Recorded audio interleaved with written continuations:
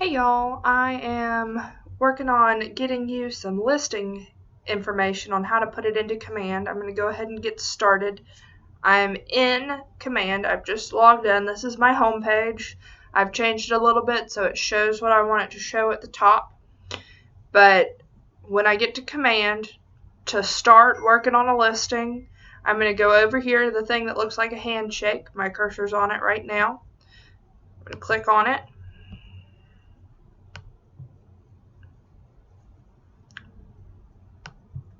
Well, it's loading. It's going to be slow today. But this takes me to opportunities.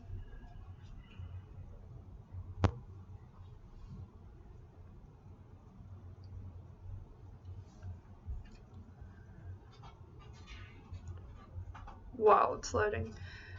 Okay, so you need to have a client put in your system before you come here. So you need to make sure you've already put contacts in before you get to this point. The contact for the people that are buying or selling this house. So once we've already done that, I'll make another video on that later. You're going to hit create opportunity up here. When I click on that, it's going to ask me where I want to put this. I am going to do it from my market center, which is Birmingham, Alabaster, and I'm going to get rid of the team function because I don't want to do it with my coaching team. I just want to do it for me. And then this is a listing, and then you can see here that I am the owner. Then I want to find a client, so I'm going to do it for myself. I'll do a fake listing for me, and instead your market center will thank you. Instead of doing your name dash listing, please put in the address.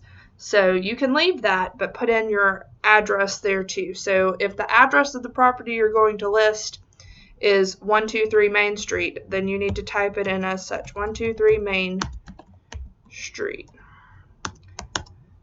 and make sure that's there. And then you want to go ahead and put in this information. If you think that it's going to sell quickly, and today is January the 13th, if I think it's going to sell quickly and we're going to have it done by a month from now, I might put the 19th of February as my closing date.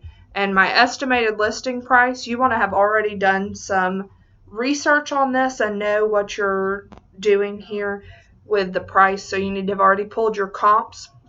If you think your listing price is going to be $325, go ahead and put that in.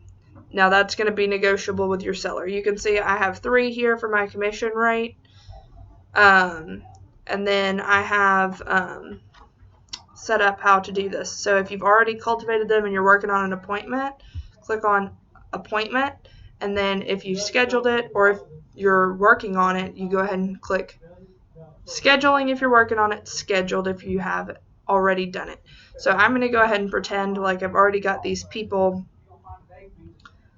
active. They've already signed the listing agreement, so this is set. They signed it saying that I was going to get paid 3%.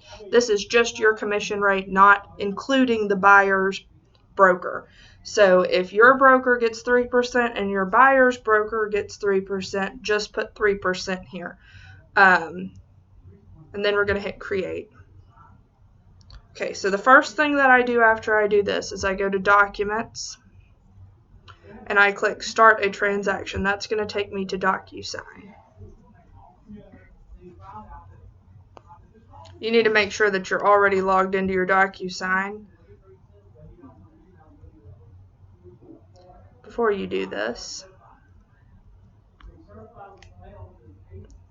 But here you are. You can add documents to your room. So I want to go to Command and find out which documents I need for a listing. So when I have it listed, I need, in Alabama, I need a residential info sheet, a net sheet.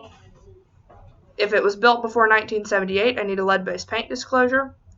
If I'm selling with anybody in my office, if I'm the selling agent, I have to have a limited consensual dual agency agreement, a home warranty addendum, ReCAD, an MLS listing sheet, and the MLS view from once it's listed. So this is going to go to my broker once I put it live. So I need to make sure that all these documents are over here. So I'm going to click Add, DocuSign Forms, and my office has it set up so it's already in here. And I can click on Birmingham Association of Realtors, and I can get that lead-based paint addendum.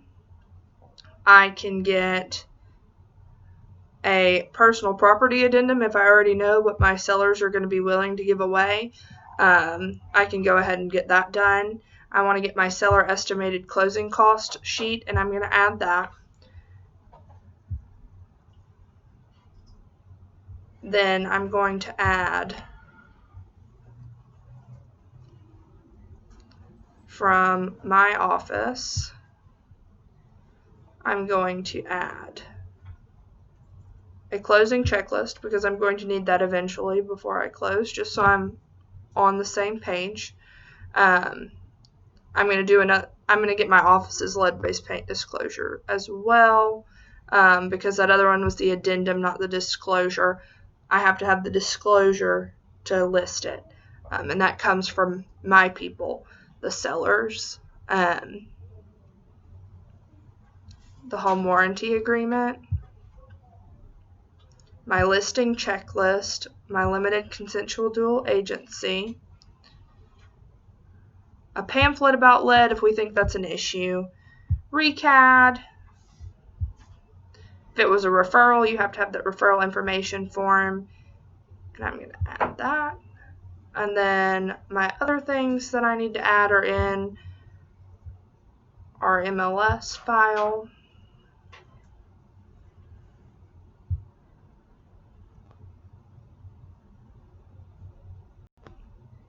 And I need a residential input form